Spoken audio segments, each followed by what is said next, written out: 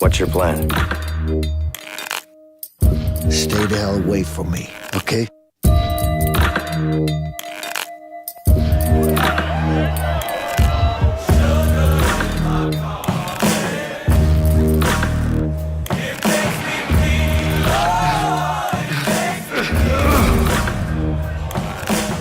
I'm sure you have good reasons to bust out of here, but I need to get out of here too.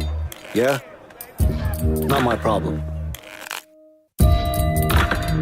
Well, you can trace lines in your face, but it's the pain of your spirit. It's pitch black. We need a light. Screw it! I'll go first. Oh, crap! You okay? Your hands up high.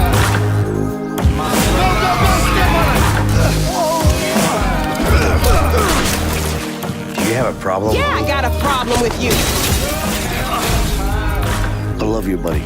Vincent, what are you doing here? She's my daughter too.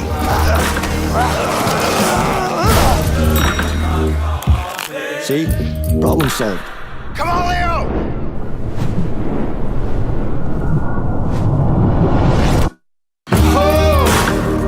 Your hands up high.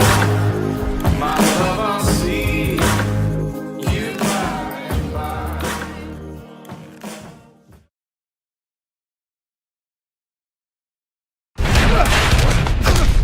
What's your plan? It's my plan, and I decide what goes down. You got that? Yeah. Come on, Leo! My name is Joseph Fares, and I'm the writer-director of A Way Out.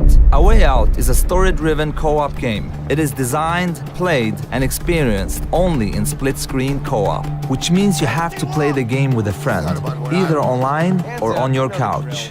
The game starts in a prison. You play as Vincent and Leo. You and a friend will get to know your characters and unfold their story together. You don't know anything about me, man. Maybe not. But Harvey killed someone very close to me. With or without you, I'm going after him. Let me show you some of the scenarios in the game. On the right side, you see Leo, who's already in prison. On the left, you see Vincent, who just arrived.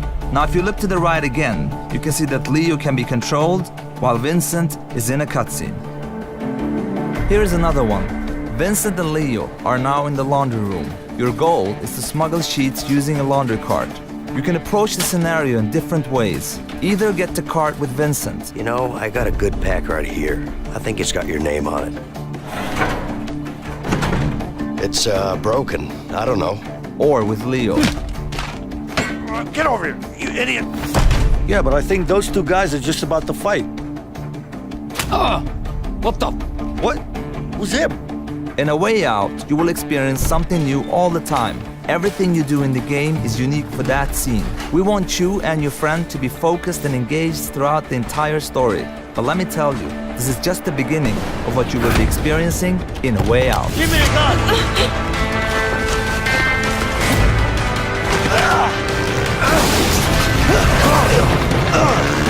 Get him! Run, run, run! Relax, man, I got this.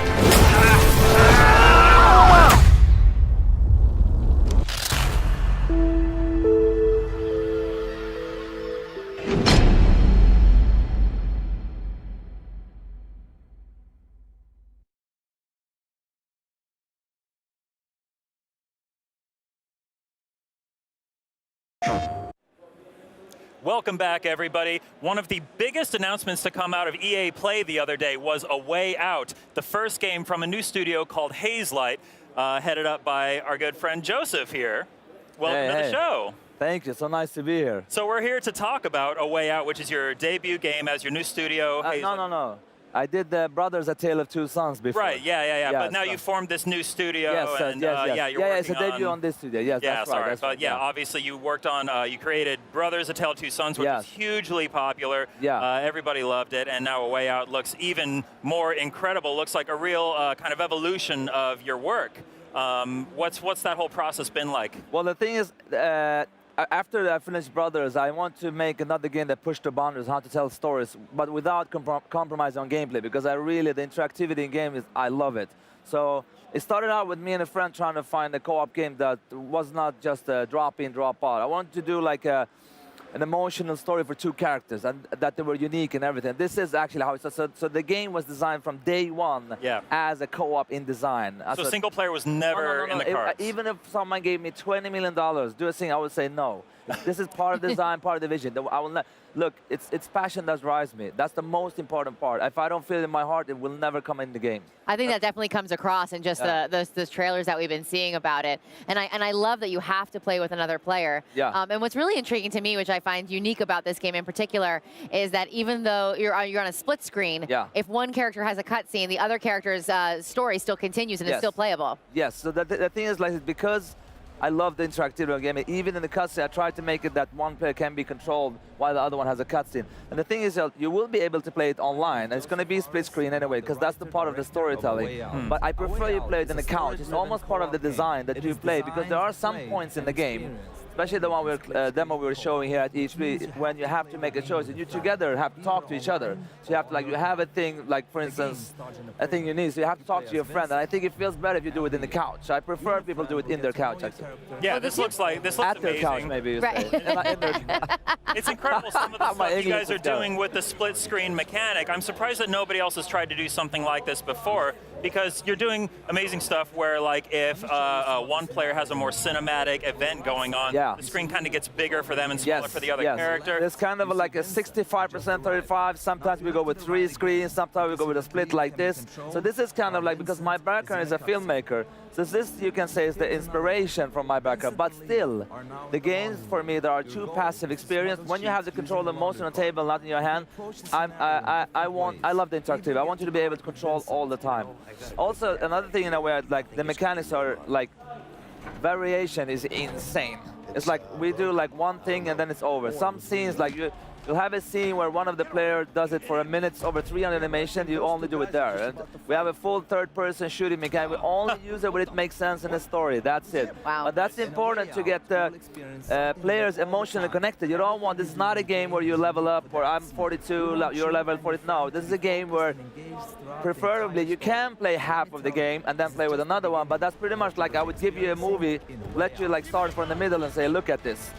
But also what I think also is that I think there's underestimated what you can experience in co-op, because you can experience this, when you look at a great movie, you experience an emotional story together. And I think in co-op there is a lot of possibilities. This is the idea with this game, to get you emotionally connected together, not just like in a competitive way, you know what I mean? I'm not saying I'm against those games, but I think that there's a potential of doing this also in co-op. Well, that's what I love about this. I mean, the story between the two characters is so, tightly wound within each other that you're really making a bond together. And I can see, like, if you're playing it together, it's the journey that you get to go on and experience it, because it's a pretty intense story that you're telling. Oh yeah. The thing is, I'm so excited. I'm almost shaking. Love it. Almost want to eat the table. No, but the thing is, like, the game, like the first they don't know each other. So it almost like starts as a single-player game in a split screen, almost like that, and then you slowly get to know each other.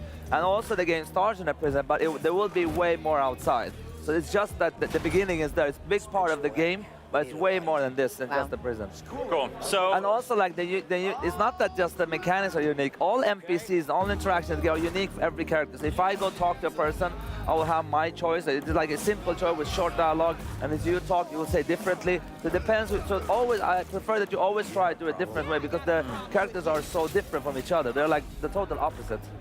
So A Way Out feels like a much bigger project than Brothers was. it feels like you guys maybe have more freedom, more resources to work with here. What's that whole process? Or is that even the case? Yeah, no, I mean, we are in the company. It is what I mean. It comes across that way. Yeah, I know. I'm happy for it because it looks really good, but we do everything in-house. I mean, I do the mocap, I do the stunts. I mean, I had my toenails come off when I stunt. Oh my gosh. Wait, you actually... Ow! I thought you were joking earlier. No. What do you mean? Look, I'm a passion-driven person. So you're the writer, director, founder, stuntman, mocap. Okay, I have my big brother in the game also. He's a great actor, but I get him for free. So I think we're breaking some kind of world record of what you can do for amount of stuff. We have like over 13,000 animation, maybe more than some AAA titles. It's crazy what we are like putting in this game. Wow. Yeah, but I love it. You know, and even if people tell me, like in the beginning, they told me like, how dare you?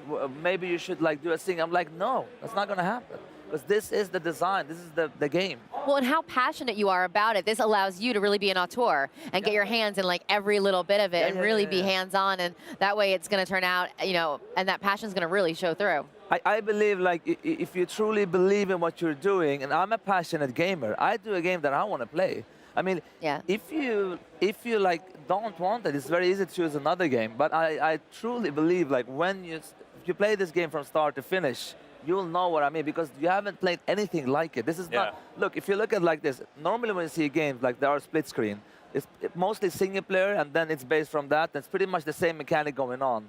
Here it's designed from the get-go like that, and it's also the variation is never seen before. The way we're telling story, the way there's stuff going on. There's so much stuff for you to experience here. Wow. And we're working extremely hard for this to come out, but I'm super excited. The reaction. I mean, I expected it not this good, but it's like it's going to be so good when people get it in their heads. The reaction was huge after the show. Like, you guys were real superstars over the weekend after the reveal.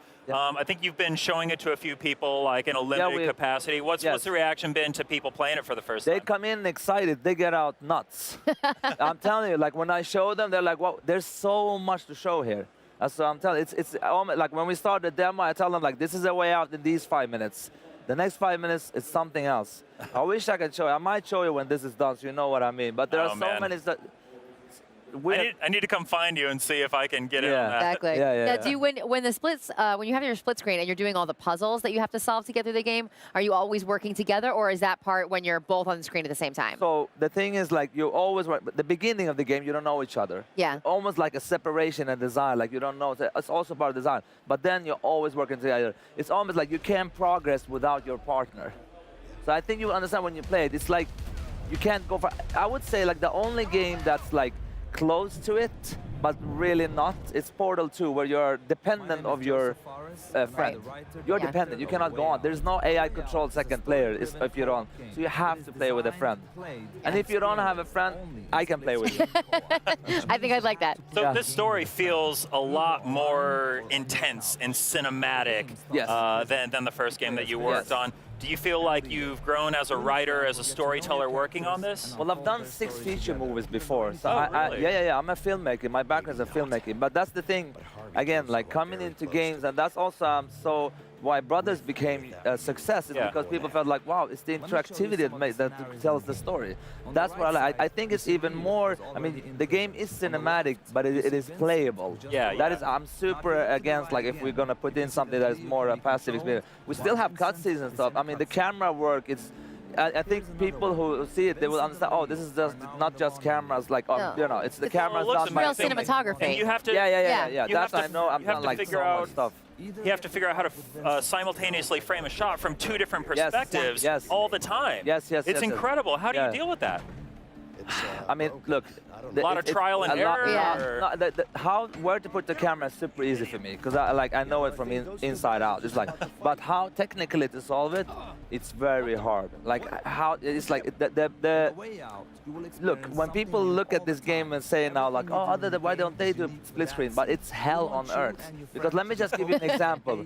In a single player game, it's very easy to control the pacing for the player. You know that okay, when the player here, we have a trigger, boom, we go to cutscene.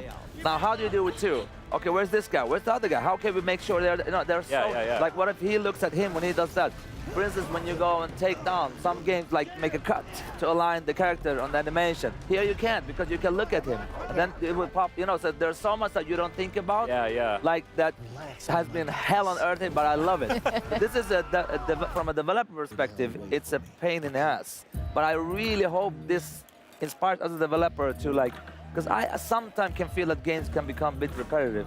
You know what I mean? And I want this to be like an experience. I hope this inspires others, not both from that perspective, also to truly believe in your vision and go with it. And don't say like, I'm not saying we just should not listen to the players, but we should also listen to our hearts. You know what I mean? It's not like, what does the player want? Yeah, I want this, I want customization, I want that. Yeah, sure, but trust in your own vision as well. It's very important, I think. Yes. Yeah, I agree. Absolutely. Cool. Well, anything else? Meredith, do you have any other questions? I can't keep talking if you have time. No, I'm so excited. Yeah, no, I I'm can so talk excited. here for 1 week. If I love how passionate you are, and I love that you're making a game that you're so passionate about, because that's going to make people, excited to play it. Yeah. To see how excited you are about it. So. I just awesome. Just play it when it comes out. Yeah, I can't wait. When is it coming out? Early 18. Early 2018. Yeah, we're working super hard for that. So. Awesome. Well, we wish you the best. Good luck with the game. I can't wait to play it. Thank you. That is A Way Out. It's coming to PlayStation 4 in 2018, early 2018. Yeah.